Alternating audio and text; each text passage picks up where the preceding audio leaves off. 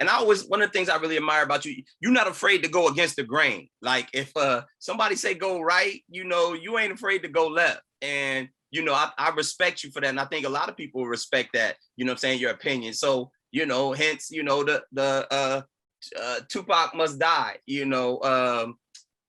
song, really that song kind of just went against the grain of what most people would probably think, what was your thinking?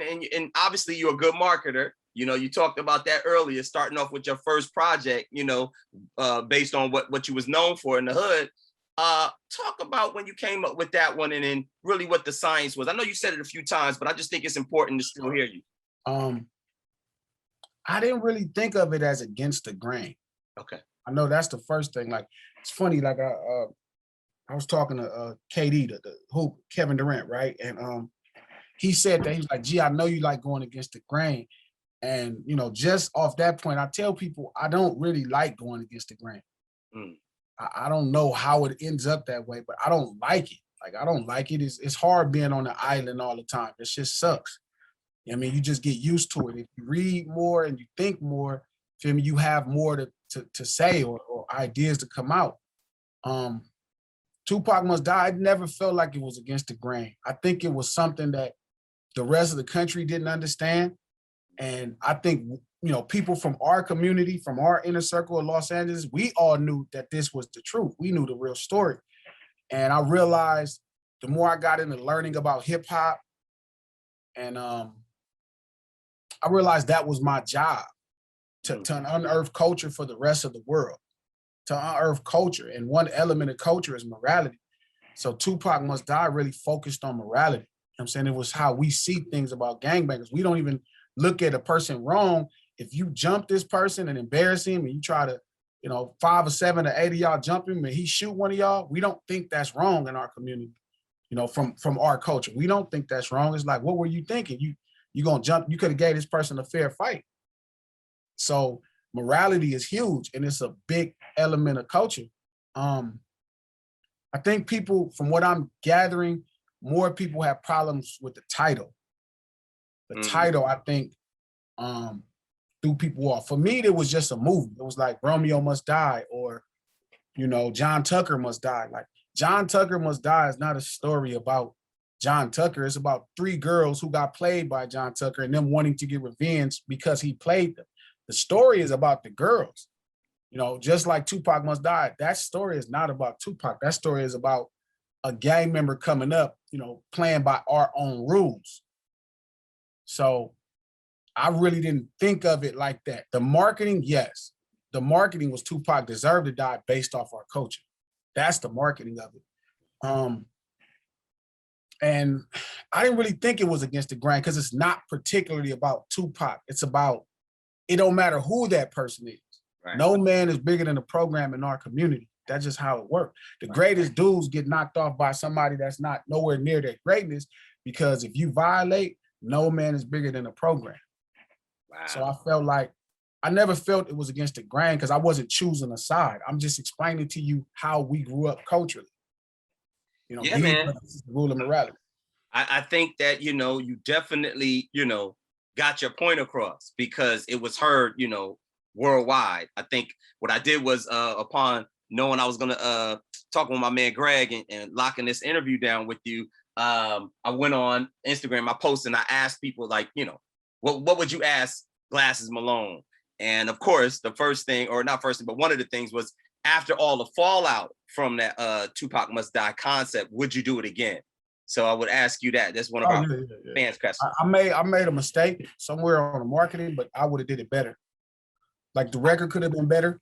The record part of it was decent. It was good, but I could have made it better. Like, I should have made it closer to Murder Was the Case. Like, the feel of that song and the rhythm of that song, I could have did that and it would have been a much bigger record. 1 or 2 tweaks in marketing, I would have been better. I would have did it better if I could do it again. Is there, would there ever be a part 2 or is there, something along those same lines, or you feel like you did what it needed to do? I mean, to that particular song, it's just tough. You know what I mean? It was just a sad case of how this shit go. What's funny is I've told that story multiple times. I have a song called No Sympathy where I got killed in the same story and somebody got revenge over me, you know what I'm saying, in this gang culture. So I don't think it's possible to be a part. I don't have a part two. I think I would have to figure out a way to make it really be hip hop, because it ain't just about, like, I don't want to get caught up about just rapping about people dying. That's not really tight. Right. That's just whack. You know what I'm saying? Like, if it don't have something culturally that you could actually grow from or pick up, it don't really make no sense for me. A lot of people fought, you know, the song, the concept itself, but every day somebody's learning that lesson in morality. Hopefully it's discouraging people from joining gangs every day. Like, damn, this is cool. Like, nobody is more important than, you know, I want people to understand, like, you know, this is a different set of rules, you know what I'm saying, that we playing by. You should know what you're getting yourself into.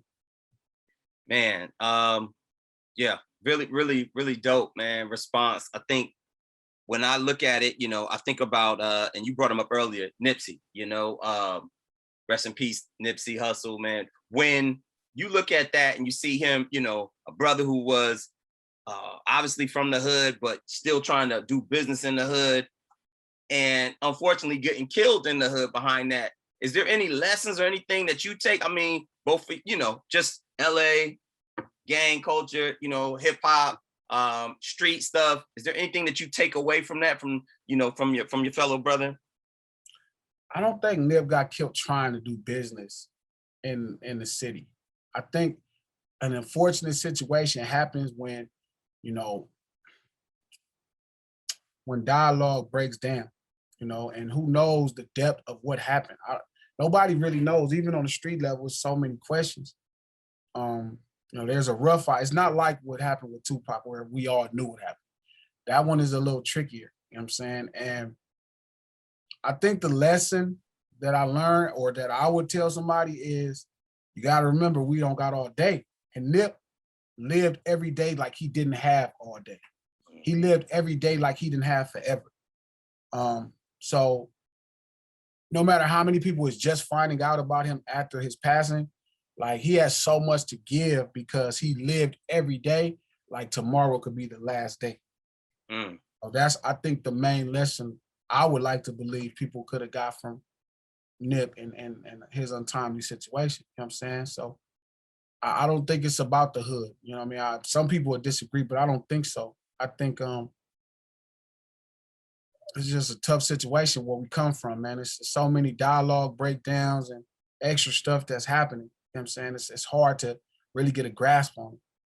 Can you avoid some of that? Or is it just a matter of, you know, it's just when it pops off, it pops off, just hood life? Like, or is there something, you know, is there something, not necessarily saying this in hindsight, but like, is there something that... Nah, man, we all just get lucky. Yeah, real talk. You know what I'm saying? When you, I could tell you don't go back to your community, but I'd be a lie. Like, I would never respect you if you didn't. And at that point, you know, it's about luck. You know what I'm saying? Wisdom and luck. You know what I'm saying? A lot of luck involved. Like, me, that could have been me. That could be anybody that rapped from where we from that's really a part of those communities. So it's just luck. I pray to God every time I'm around it, because, you know, even before I started rapping, it could be that. Right. So I think that death is certain, you know, certain. But I would never tell somebody to avoid their people. And that's one of the things that make, you know, it ain't too many young niggas that I look up to that's younger than me. That little nigga, that nigga was like my hero. You know, Nip is a special character. And he's a hero in my mind because he never let what people said about our community stop him from being impactful there. You know what I mean? No different than Martin Luther King, no different than Malcolm X, no different than Jesus. Feel me? So I don't, you got to find somebody else that's going to, you know, down talk the hood or down talk the environment and blame that, versus great men do great things. And sometimes, you know, they have tragic endings, but it does nothing but make them greater.